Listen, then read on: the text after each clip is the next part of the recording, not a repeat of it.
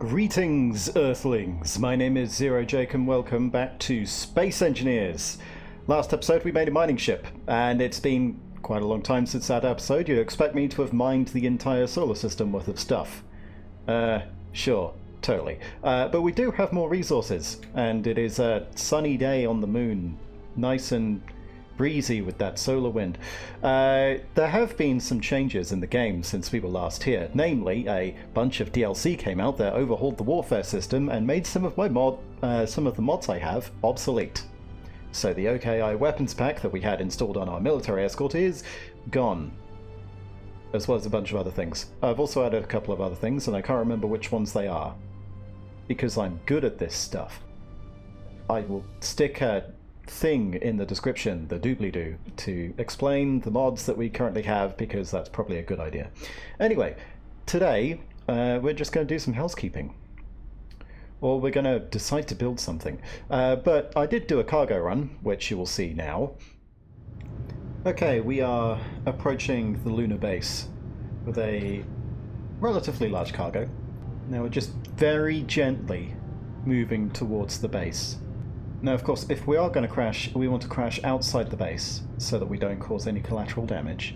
The shield won't stop this kinetic bombardment. Inertia dampeners enabled. Aligning with horizon. Let's try and keep the approach under 10 meters per second. If we maintain, we should be able to get there within a minute or so. Okay, we've still got some deceleration. That's good. Thrusters are burning at near maximum to maintain this altitude. We shouldn't be above anything important at this point, so if we do plummet to our death, then it's not like we've lost much. And the cargo containers should be fine unless we collide with such speed. This would be much easier if I only took one large cargo container instead of one of the third. Okay, that should be enough descent velocity to get us close enough, and we just need to align with the connector. And gently as she goes, park it. Right, that was fun.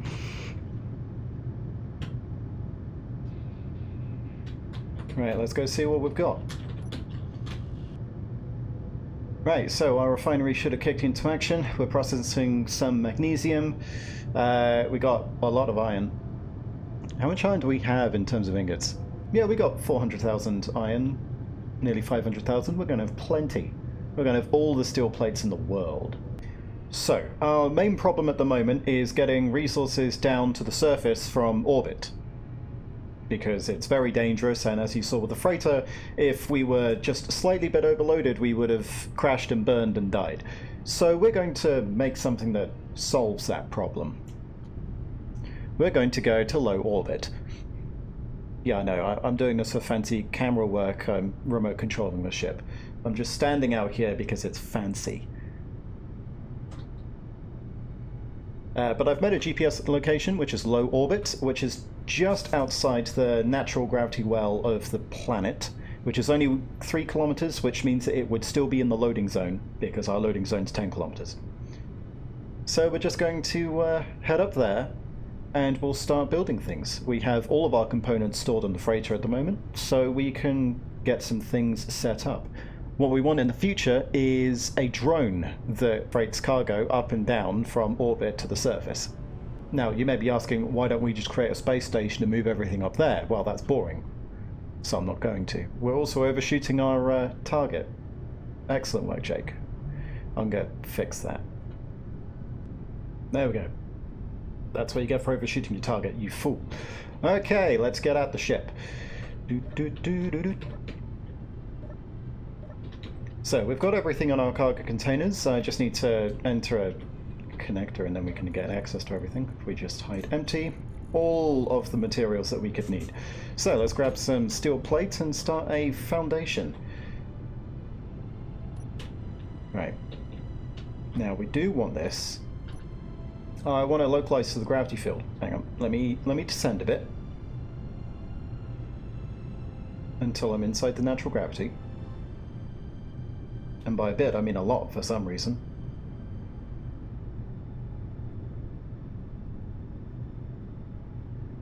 Yeah, we are a kilometer above the gravity well. Right. Let's reset our jetpack so that we're facing properly. Let's gravity align the block and ascend upwards. And hope that we don't hit the cargo freighter. I don't think we will. Right. Placing the block. And then we need to pray that we do not hit it until we've installed some thrusters. Makes sense, right? Alright, so let's make a 5x5 grid first. Just so that we can get some essentials down, like a reactor and all those other fun things. I am going to need to take uranium from the reactor down on the ship in order to get this working. But we just want to make sure that this thing stays still whilst we're working on it. Right, let's get these placed.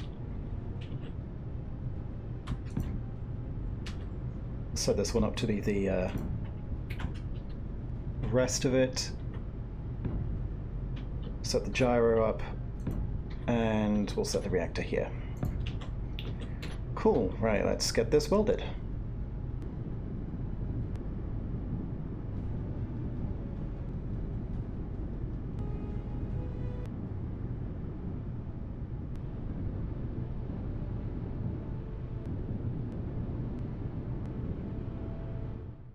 Okay, there you go. We have a anchor point.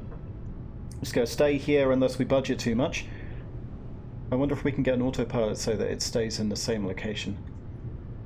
I'll have to test these things because this is stuff that I haven't done, but, you know, we've got 2 uranium ingots. It's not taking any power at the moment. Well, okay, it's taking 10 kilowatts as standby for the gyroscope, but this should work for now. What we want to do next is we want to descend a line downwards where we can start the actual shape of the structure. Now, I have an idea of it having solar panels, oxygen farms, so that it can remain useful even if it's got no uranium or ice. And then we want a docking area so that we can get ships docking there and unloading cargo. We want a large cargo container facility where it can hold all of the resources, and then we want a drop pod. So the pod will go from here on a automatic route, undock from a connector, descend down to the base, to another connector, unload, come back here, reload, down, up, etc. At least that's the plan, and over the next episode or so, well, probably like 3 episodes, knowing my speed at doing things. Well, it's going to be interesting to say the least. Right, next thing I want a control station because I want to be able to sit down and recharge. So let's get ourselves over here. Too much drift. Unload all of this. I want a control seat, please. Thank you. Place this down, weld this up. And I can sit here. And now we're going to disable control thrusters and gyros on here. We're going to enable those. Target locking. That's warfare, I believe. Right, everything else should be fine. Let's get these guys off terminal. Gyro reactor. We're going to name this the Low Orbit Supply Station. Or LOS. I totally didn't make that up on the spot. Just saying. Right, let's get ourselves some steel plates and let's get to work.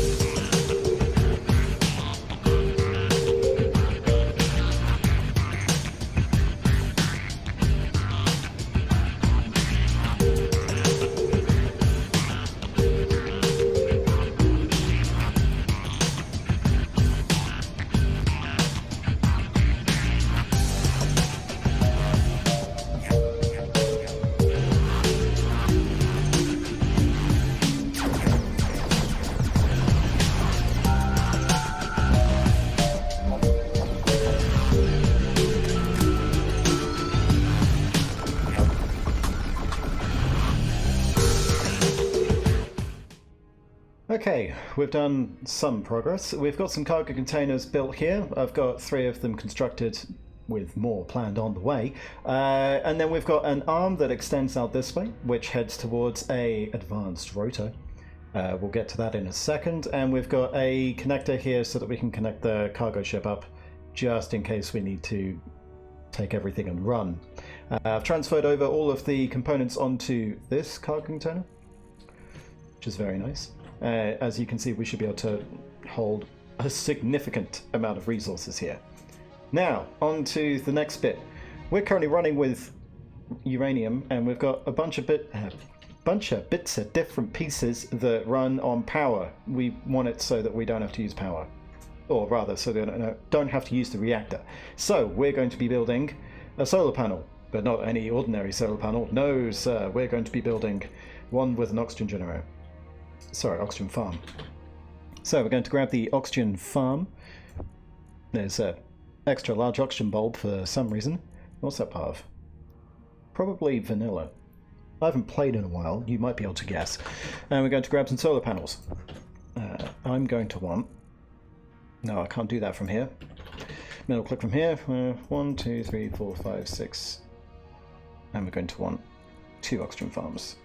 Or at the very least parts for 2. Because I'm doing this out of order, as per usual. Okay, middle click. Thank you. And you've given us the basic components we need. We're going to get these oxygen farms.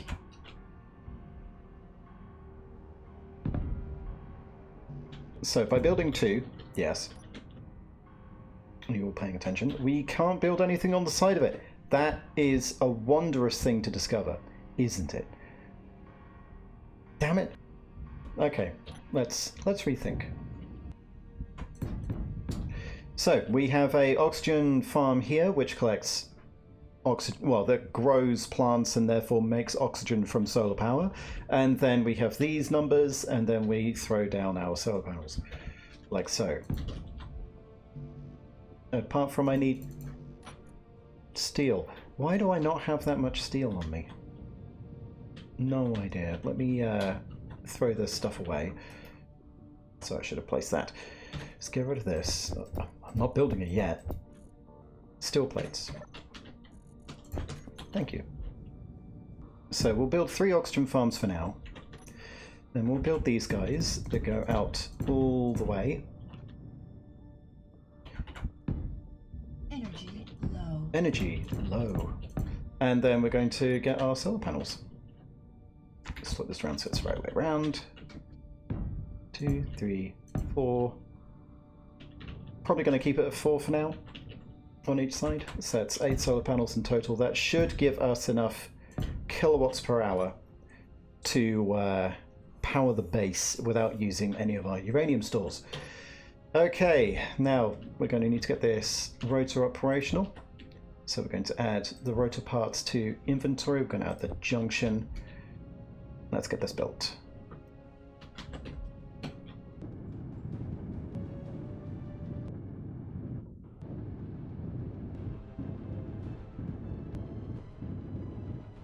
Okay, now that is all welded properly. We can only fit 1 oxygen farm because, like a fool, I forgot there's only 1 conveyor port. And considering the way that we're set up, we can't do much about it. But that's fine. We only need 1 oxygen farm anyway. So these are now generating power. We'll set up something to start dealing with that in a second. But the next thing we need is we need batteries. So we're going to fill up the rest of this arm with batteries. Because that sounds like a good idea. Right, let's clear these from here. How many do we need? We need... so that takes up 3, 1, 5. Okay. Drag that on and get an unholy amount of batteries because batteries are expensive. Well, they're not expensive, it's just that they take up a lot of inventory space when you're trying to weld them.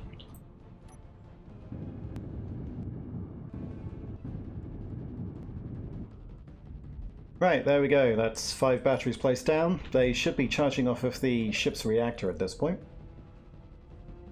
Yeah, it should be fully charged in 13 minutes.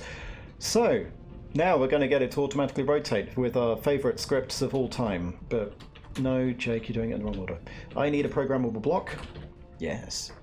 Program. Thank you. And an LCD screen. Right, let's get ourselves some materials. Thank you. And since we're setting everything up here anyway... Right, programmable block. Nice. And we'll set up a screen here for the power.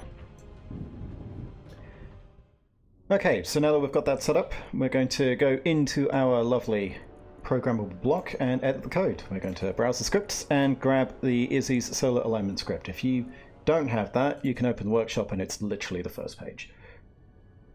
No, that's the wrong one. Where is it? Yes. You click this button and it's right on the first page. Or you can just type in Izzy's. Right. Except I did that wrong. So, did I?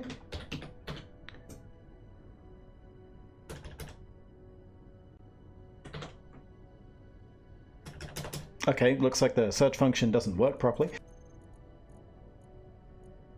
Let's copy all of that in. Now, there's going to be one thing that we want to change, and that is... Where is it? Reactor fallback. We're going to enable that to true. So if there is not enough power on the base, then it will turn on the reactors in order to get everything started. Although that might monkey with the reactors of docked ships. We're not going to do that. Gonna let it just do its thing. Activation on the battery, yeah, overload. All of this should be fine. Click OK. We then need to go get our rotor. You are now in solar rotor. Save. Which means that you should start working. I did do that correctly, yes? Please tell me I did that correctly. Yeah, solar rotors. So with that, we should see some movement. Perhaps not. Okay. Second thing we need to do is we need to set up the LCD screen, which I believe we can find the instructions for in the code itself.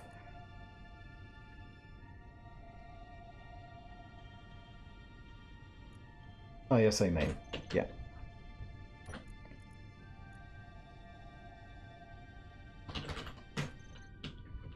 There we go. We have all of the stats, and it's going to scroll because it's going to piss me off. So instead, we are going to get rid of text alignment and decrease text size. So about 0.5. There we go. So it's going to take probably a full rotation in order to get it working. But as you can see, it is tilting towards where the sun is located, and since this is the axis in which the sun revolves around, this is where I decided to place it. We've got inputs for batteries, we've got outputs, we've got charge, and we've got efficiency of the solar panels. It's all good. It's as if I've done this before. Right, now with that set up, there's only a couple things that we need to do now. Well, not really. This place can now serve as a drop-off point for resources, but we're going to want to build the rest of the cargo pods. I'll do that in my spare time. The next thing that we will need to do is build a shuttle that can head down to the surface and up again on a automated, maybe just press a button and it will do it system. We also want to add a laser antenna so that we can connect to this station from the ground and vice versa without needing to be within massive antenna range. But until we get back, I've been Zero Jake. End transmission.